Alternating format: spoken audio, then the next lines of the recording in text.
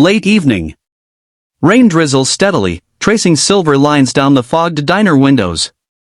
The neon sign outside flickers, open 24 hours, casting a soft red glow across the empty booths.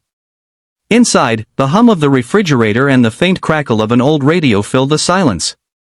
A man sits alone in the corner, his coffee untouched, spoon circling slowly in the cup. His eyes are distant, heavy with thoughts he can't shake. The waitress moves quietly behind the counter, wiping the same spot again and again, her reflection trembling in the glass. The clock ticks. Time feels suspended in the rain, the bell above the diner door jingles softly, cutting through the quiet hum. A gust of cold rain follows as a woman steps inside, her coat soaked and clinging to her thin frame. In her arms, a small boy sleeps, wrapped in a faded blanket.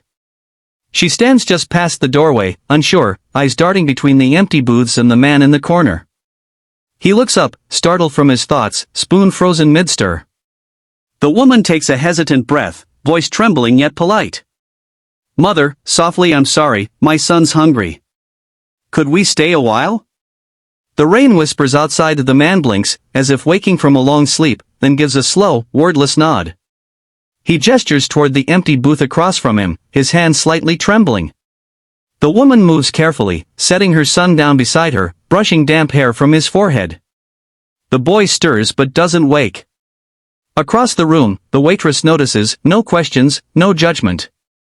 She pours 2 mugs of cocoa, the steam curling gently upward, and places them on the table.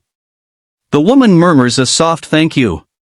The man looks away, a faint warmth returning to his tired eyes.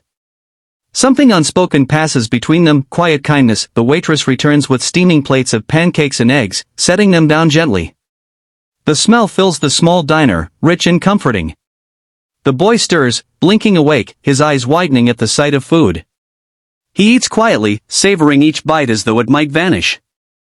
The man watches, his rough features softening with something almost forgotten tenderness. Outside, the rain fades to a soft drizzle, tapping lightly on the window.